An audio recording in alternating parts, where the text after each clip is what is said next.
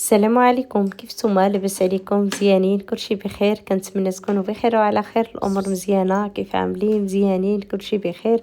عرفتو كنفرح من اللي كنجي نسجل هكذا شي فيديو، كنجبر راسي غير كنبتسم. علاش؟ حيتاش غنتلاقى بكم وهذا الشيء هذا والله العظيم الا كيفرحني بزاف بزاف، وكيعجبني هيدا نتقاسم معكم النهار ديالي كيفاش غيدوز والحاجات اللي غنعملهم هكذا. واذا كان شي نصيحه بطبيعه الحال نعطيها لكم وقلبي فرحان. علاش؟ حيتاش كنحس بكم اقرب لي بزاف بزاف. فوقاش ما نزلت شي فيديو هكذا كنبقى نستنى باش نقرا التعاليق ديالكم. وهذا الكتيب هذا اللي كتشوفوه بيدي راه فيه كتبه التعاليق اللي غنعمل لكم فيديو خاص فيه الاجابه على بزاف ديال التعاليق، وكل وحده ان شاء الله غنجاوبها على التعليق ديالها، لا بالنسبه للناس اللي كتبوا لي في الانستغرام ولا بالنسبه للناس اللي عندي هنايا في اليوتيوب. هذا النهار هذا فيقت وقلت غنعمل هيدا واحد الفطور مغاير، كنبغي هيدا نبدل مره وكنشعل هيدا الشميعه، وخصوصا هيدا في الشتيوه كتعطيني واحد الاحساس اللي هو مزيون، وهكذا كنحس بواحد الهدوء وواحد الاحساس اللي لا مثيل له بحال اللي كيقولوا. ومن ثم نوضت ديريكت باش نعمر هكذا هاد المنظمات هادو. بطبيعه الحال من بعد ما غسلتهم امبارح وخليتهم هيدا يتقطروا عفوا فوق اللورنيه اولا فوق البوطاجي. المهم عملتهم هي هذيك، ونوضت في الصباح هيدا باش نعمرهم ونردهم في المويطع ديالهم. هذا النهار هذا ما كذبش عليكم لي جالي على التنظيم، على انني ننظم هاد الحاجات هادو اللي عندي هنايا، حيت الصراحه هاد يومين باش تسخرت. ايوا وتسخر محمد بزاف ديال السفره وداكشي، والصراحه ما عمرت حتى شي حاجه. ايوا صافي هي هذيك اليوم ما فقت بحال اللي كيقولوا راشقالي وعندي الكانه ما عندكش الرفيع. قلت غنعاوطهم كاملين، وفي نفس الوقت عامله في بالي ان شاء الله يا ربي حتى من غنمشي للمحل حتى هو غنحاول انني ننظم داكشي كامل. حيت ما نكذبش عليكم ملي كتكثر الخدمه وملي كيكون واحد الضغط ضروري ما بزاف ديال الحاجات كيترونوا لا في الدار ولا في الزنقه، ضروري بعض المرات هيدا كتميك وداكشي. ايوا صافي. وبالنسبه لهاد المنظمات هادو انا عندي على هاد الشكل هذا كيكونوا باينين هكذا باش كتبان لي اي حاجه، وفي نفس الوقت حتى واذا ما كنتش في الدار هكذا وكان محمد بغى يعدل شي حاجه العامر اولا يعدل شي حاجه راسو ولا شي حاجه هيدا لينا، هيدا كتسهل عليه الرؤيه وكتبان له كل حاجه في الموطع ديالها. وهكذا باش كنقدر نمشي الامور ديالي وتمشى لي كلشي مزيان على خير وبخير. وبالنسبه لهاد المنظمات هادو شريتهم كبيبرين بزاف شويش باش هكذا يهزوا لي كلشي. وبالنسبه للطق اللي مثلا كنكون شاريهم زايدين كنستعملوه في داك النهار هكذا باش ما كيبقاليش داك الكواغط هيدا ملويين كتجيهم مسوسه او شي حاجه. يعني كنشري المقدار ديال كل بواطه عندي هكذا باش كتسهل عليا، باش هكذا كتكون عندي كوزينه مرتبه وكل حاجه في الموطع ديالها، ما كاينش شي حاجه زايده. حيت ما كاينش اللي كيخرج على الكوزينه اولا على الدار قد الحاجات اللي كيكونوا زايدين وما كتكون عندهم حتى فائده في الدار. هكذا كتصعب عليك انك توازن ما بين الخدمه والدار بزاف. علاش؟ حيتاش اي حاجه كتبقى ترول لك واي حاجه تشوفها كتجبرها مرونه ومقلوبه، حيتاش الحاجات اللي كيكونوا بالكثره هادوك هما اساس الروينه في الدار ولا الروينه في حياه اي شخص. وكاينين بزاف ديال الناس اللي كتعجبهم هكذا الحاجات اللي زايدين اولا الحاجات اللي ما خصهمش اولا ما يحتاجهمش بصفه نهائيا، كيبقاو دائما يجمعوا الباجاج في واحد الموطع. هذيك واحد النقطه اللي كيكون بحال المرض في الانسان، كيكون عندهم بزاف ديال الحاجات اللي مثلا هذه محض ديال المن وهذه العام اللفت وهذا واحد جوج كيسان زايدين وهذا واحد قجر ديال الكونفيتير زايد حقا خصني نغسلو ونخبعو. ياك هادشي هذا هو اللي كيرون الدار. وعلى داكشي المراه بعد النوبات ما كتقدرش انها تنتج في الخدمه ديالها اولا في الدار ديالها. يعني علاش؟ حيتاش كتكون الحياه ديالها مرونه وكيكون عندها الباجاج بزاف، وقد ما كتر الباجاج بحال اللي قلت لكم بزاف في الدار اولا في الموضع ديال الخدمه، قد ما كترون انتينا العقليه ديالك بصفه نهائيا. اذا هذا الموضوع ديالنا ديال اليوم هو على انكم كل وحده عندها بعض الحاجات اللي كيكونوا زايدين، حاول انك تسيبهم. انا ما نكذبش عليكم، كنحاول نسيب قد ما قدرت ديال الحاجات وما كيعزوش عليا.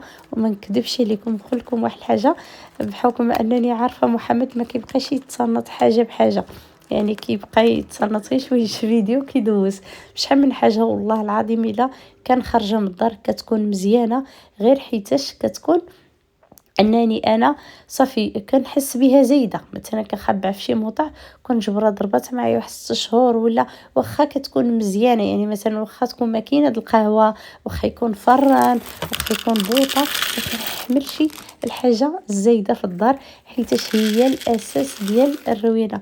والله عملوا هاد الحاجه والله تحسوا بواحد الاحساس واعر بزاف بزاف بزاف. انا والله العظيم شحال من مره كنعمل هاد الحاجه واخا كنعملو مخبعه على محمد. اذا باش كيقول لي هذه حاجه مزيانه حرام انك تسيبها، والله العظيم كنعطيها هيدا لشي واحد هكذا باش كنخلي الدار مرتبه ومعوطه. حيتاش زعما انا بيدي جربت ان ملي كتكون عندي الحاجه الزايده بزاف في الدار هيدا ما كنكونش مزيانه مره، وكنت دائما كنترون في الخدمه ديالي وما كتكونش عندي كان. ما علينا. دابا جبرتوني جيت عاوتاني للمحل. هاد النقطة هادي ديال المحل بالضبط كنعملها كل مرة في العام. شنو كنعمل كل مرة في العام؟ كنبقى نفتش اولا كنجبد الجوهر اللي عندي كامل، كنفتش فيه وكنشوف شنو باقي لي في الجوهر.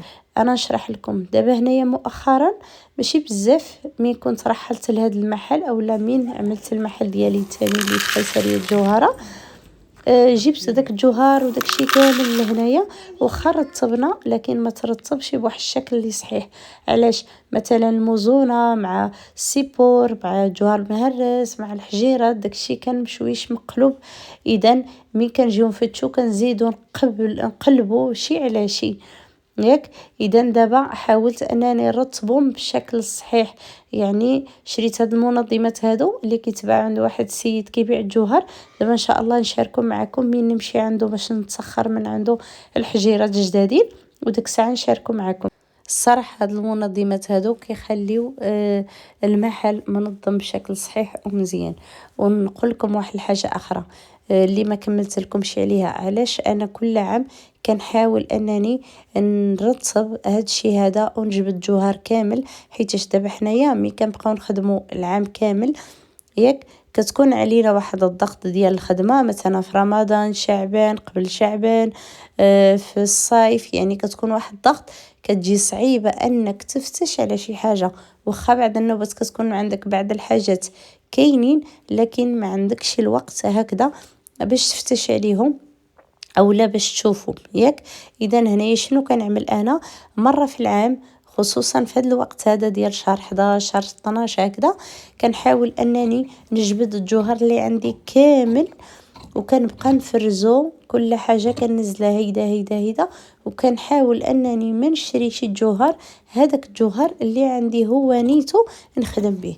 علاش؟ حيتاش انا كنشري الجوهر بواحد الثمن اللي كبير، مثلا ممكن انني ندفع واحد 3000 درهم واحد 4000 درهم في الجوهر.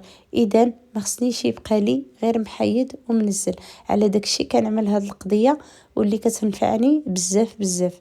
وهنا جات عندي واحد المتتبعه اللي اسمها فضيله تبارك الله عليها، كتعمل البيجامات اللي هما مزيونين ديال العرايس هكذا. المهم شي حاجه اللي مزيونه وكتخيط بزاف الحاجات اللي هما فنين الصراحه، وخصوصا هاد الرومي هذا والعبايات كتعدلهم واللي كيجيوها رائعين الصراحه. عندها قناه ديالها كتعلم فيها وان شاء الله دخلوا عندها. واذا بغيتوا انها تعمل لكم الطريقه ديال الخياطه ديال هاد البيجامات، ولا تقدر تفيدكم او لا تعطيكم افكار او لا شي حاجه، دخلوا عندها للقناه ديالها. مسكينه جات لعندي وجابت لي هاد البيجامه و كتر خيرها، وفي نفس الوقت كلفت على راسها وجابت لنا الملاح، جابت لنا باستيلي، وجات هيدا تجلس تعمل معنا هيدا واحد الكليسه هيدا خفيفه. هي هذيك الساعه رديت المنجوره ديالي. ايوا ما كملتش معكم هكذا التستيف وداكشي.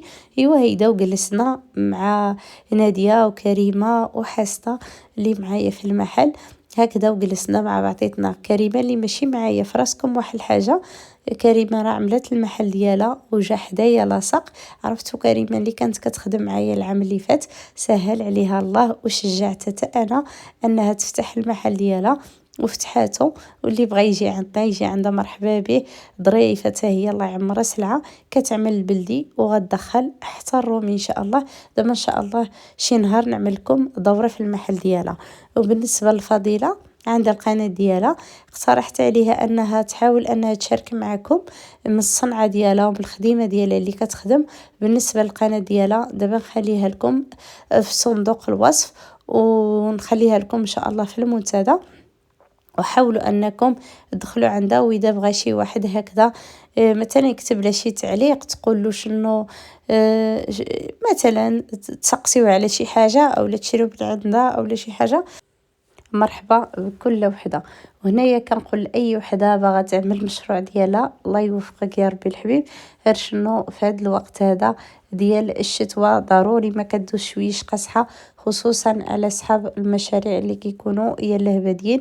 لكن الواحد حاليا مي كيكون شبر المحل فقط غير باش يقدر يكون شبر المحل مي كتجي الساعه ديال الخدمه والساعه ديال البيع وبزاف ديال الحاجات. حاولوا انكم تعملوا الانستغرام هكذا باش تقدروا توصلوا لبزاف ديال الحاجات. هنايا اللي بغيت نقول لاي وحده عاوتاني، حاول ان تهلا في راسك، حاول انك تفرح براسك وانك ترتاح وانك تشري بعض الحاجات اللي كيكونوا كيفرحوك، ولو غير شي حاجه بسيطه، يعني ماشي بالضروره شي حاجه كبيره باش هكذا تفرحك. وهنايا نكون ساليت معكم الفيديو ومشيت بحالي للدار هكذا باش ناكلو. وهنايا قلينا الحويتات وعمل محمد هاد سباكيتي هذا اولا شنو كيقولوا له، نسيت والله العظيم الا نسيت شنو كيقولوا له، نكذب عليكم. مهم عدلو كيجي كيحمق، هو اللي طيب هذا النهار هذا حيتاش اليوم ما خدمشي، هو اللي عدلو جا كيحمق لذيذ. عدله بالقامبا والبيشاميل. وهذا نسيت اش كيقولوا له، هذا الغليط هذا سباكيتي بحال اللي غليط هيدا اللي ملوي اللي نظمته في الاول وقلت لكم بقالي وان شاء الله يعدلو محمد. مهمي مشيت للدار جبرتو صافي طيبو كل شيء.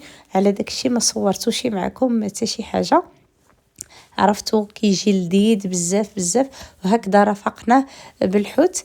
مهم كان العشاء او لا غدا متاخر، ما عرفتش كيفاش غنقول لكم بالضبط. مهم الغدا متاخر شويش، يعني تقريبا مع داك 7:30 هيدا ديال العشيه. بحال هاد الساعه هادي عاد كنت انا وصلت للدار هكذا. هي هذيك مع مين جا عندي قبيلاتي كلينا هيدا انا وياه واحد الحاجه هيدا خفيفه غير تما. مع عمر اليوم كانت عنده الكوره ما تغداش في الدار. هي هذيك وعلاء كان معايا.